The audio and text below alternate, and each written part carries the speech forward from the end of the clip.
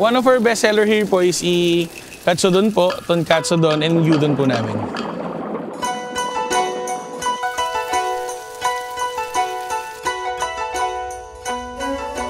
So, dito nag-cater kami ng puro Japanese rice bowls.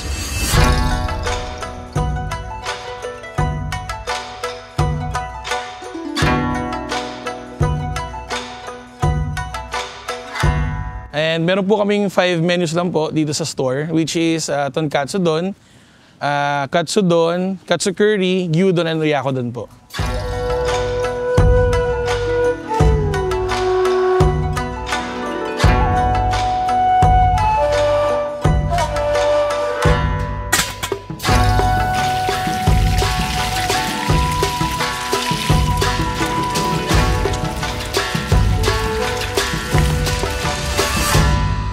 Hi guys, I'm Tastin Fernando, 32 years old, and one of the owner of Ikigai Food Stall. Panoorin niyo po ang kwento ng aming negosyo dito sa Tikim TV YouTube po. So yung food, niluluto namin siya, made to order. Once na may pumunta or may nag-chat through online, ginagawa namin yung pagkain ng made to order para talagang mainit pa yung food. Bali, nagkamag kami sa ganitong business because yung sa kong friend, nag-Japan siya. And ako naman, mahilig akong kumain. Well, at the same time talaga, ito talaga yung work talaga na ginagawa ko talaga. So, ito yung naisip namin na i-put up talaga, which is Japanese food talaga.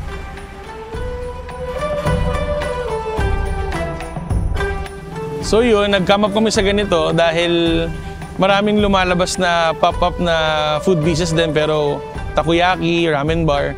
So naisip namin, gusto namin unique. So, what if kaya, sabi ko sa mga kasamahan ko na ang gawin natin is Japanese rice bowls kasi wala pa talagang gumagawa na nakikita ko or nakikita nila somewhere. Kaya ito yung naisipan namin na gawin talaga.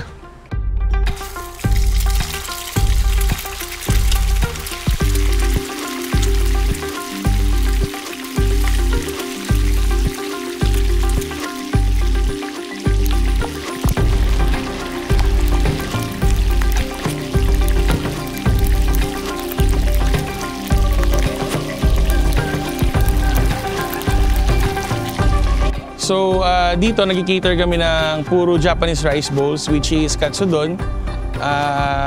Basically, katsu siya, na meron siyang donburi sauce.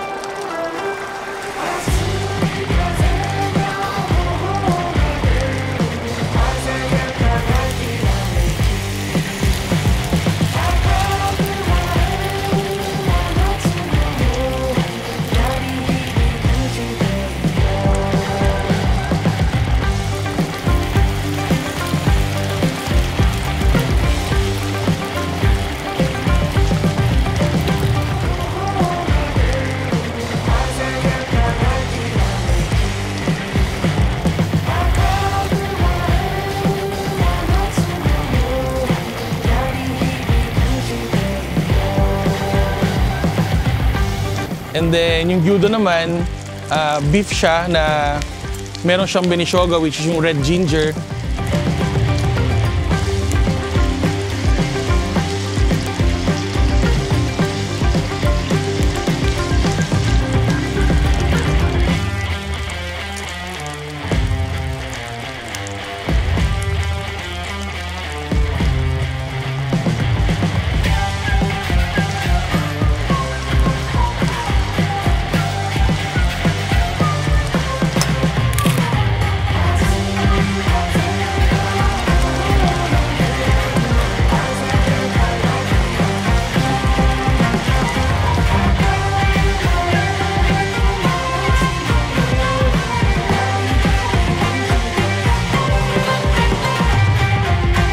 and then may onion leeks, and then may egg yolk sa gitna.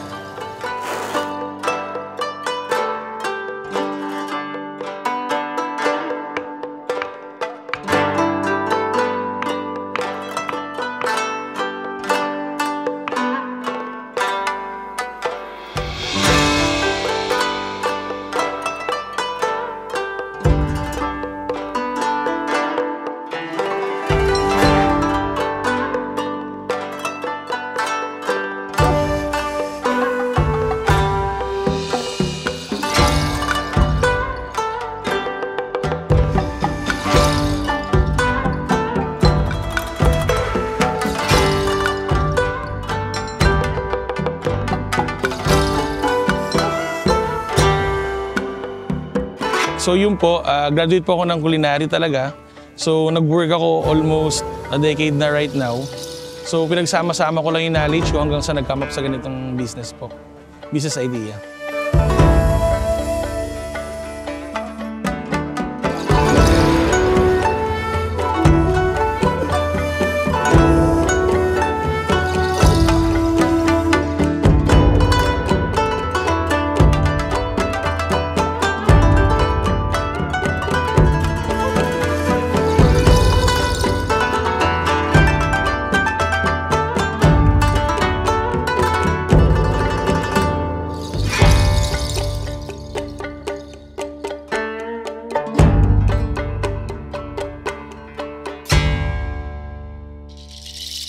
Yung lagayan po namin, ano po siya parang on the go po, which is parang either take out or dine in po.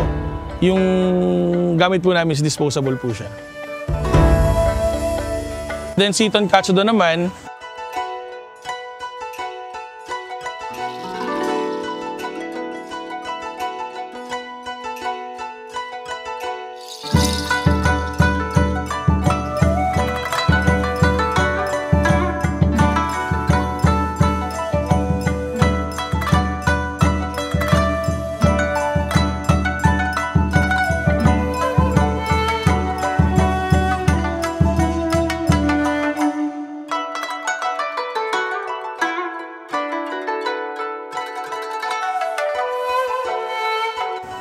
wala siyang dongguri sauce pero meron kaming tatlong sauce dito na dressing, which is yung sa cabbage nilalagay namin is goma dressing, and for the meat we have bulldog sauce and Japanese mayo, and then may on the side siya na cabbage.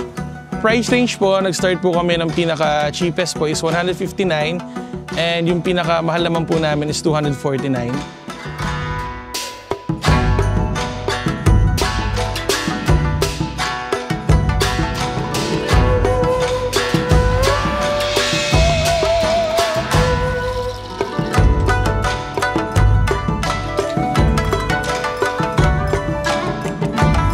Open po kami ng 10 a.m. po till 10 p.m. Monday to Saturday po. We are located at number 30 Fishery Street, Barangay Vasra, Quezon City.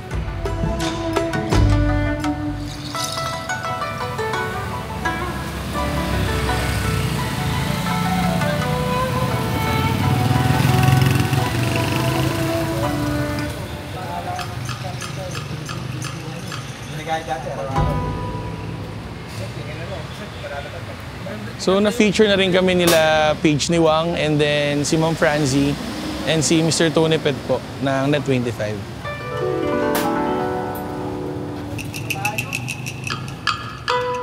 Dahil mahigit 1 taon at kalahati pa lang sila, 3 magtotropa, 3 na magbe-best friend na sumugod din sa negosyo. Isang marunong sa pagko-construction na siyang mismong gumawa ng kanilang food stall, isa na napunta sa pagiging marketing ng Ikigai Food Stall, at isa namang chef na siyempre mayroon experience sa mga nakaraang pinagtrabuhan sa mga quality hotel. Siya na rin mismo nagiging susi kung paano nakakapag-release ng masasarap at mapibisang food trip. Itong cute at maliit na Ikigai Food Stall. So ayun po, dati po nag-work ako sa mga restaurant and 5-star hotel dito sa Metro Manila. And natutunan ko lang ngayon is mas okay siya dahil parang mas nakakuha ako ng peace of mind, while at the same time, mas marami kong oras sa lahat ng bagay. And self-satisfying siya para sa akin. Dito sa atin sa Quezon City, ito yung small but terrible na tindahan na kilala ko. Dahil sa kanilang maliit na food stall o cute na tindahan, nagsiserve sila ng malalaking big bowl at authentic Japanese food. Sabi ni Sir Wang, masarap daw yung food namin, then cute yung place. And very affordable yung price. Meron sila ditong katsudon, gyudon, katsukeri at tonkatsu-don. Legit na small but terrible tong tindahan na to guys dahil malalaki talaga serving ng pagkain nila dito. Japanese rice mismo gamit nila sa kanilang kanin. Okay, 159 para sa chicken at 169 to dahil pork. Gusto ko pa naman yung amoy ng curry. Lalo na kapag mahilig ka sa biryani. Gusto mo rin yung amoy nito, siguradong sigurado. Panalo to mga tol, kaya dayuin nyo na to. Ito yung generous pagdating sa serving ng Japanese food sa Quezon City. It's giving yabu serving pero sa cheaper alternative. First time to encounter na yolk lang talagang nilagay nila sa gyudon. Na-pull off nila yung creamy yet tangy and sweet taste ng gyudon. The beef was so tender and yung oyakodon is leaning towards the umami side. Chicken thighs ginamit nila para juicy. It's good if minix mo siya with nori.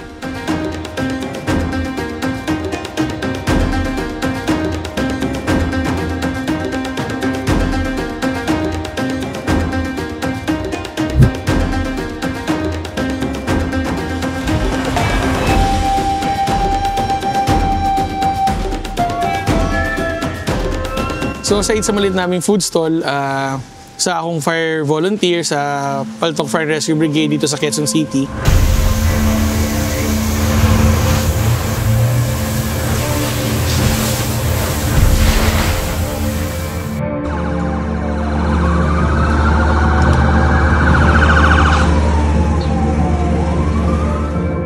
Bali, more than 1 year na rin kami sa brigada namin na tumutulong sa mga nasasalantaan ng mga sunog.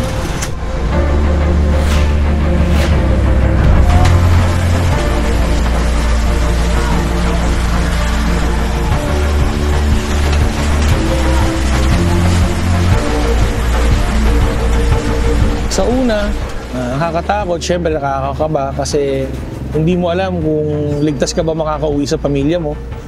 Pero yung kagustuhan mo kasi na makatulong, mangingibabaw dun lagi yung hindi na yung takot. Yung kagustuhan mo talaga na matulungan sila.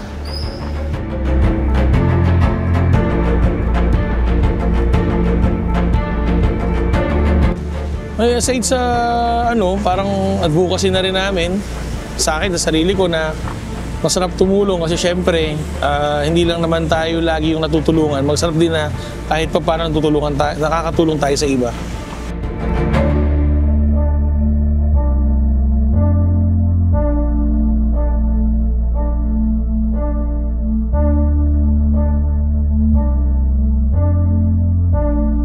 Ang sarap sa pakiramdam na nakakatulong ka sa iba, lalo kailangan ka nila sa mga oras na yon na wala kang hinihining kapalit.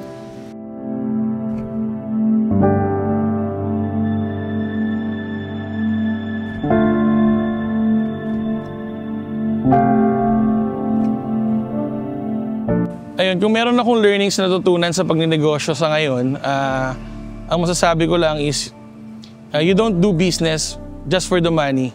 You do business for its purpose.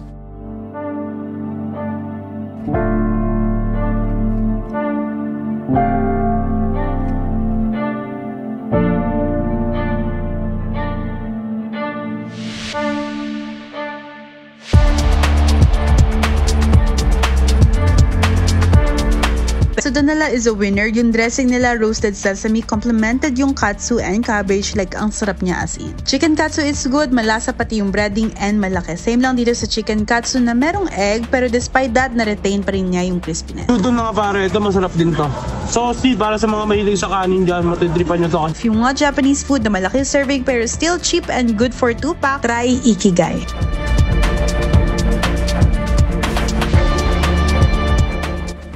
Ini-invite ko kayo na pumunta dito sa maliit naming negosyo. Search nyo lang, Ikigai Food Stall.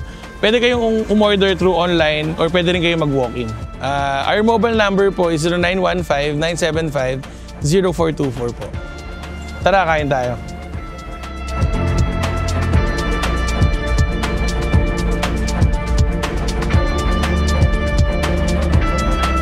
At ito ang aming kwento.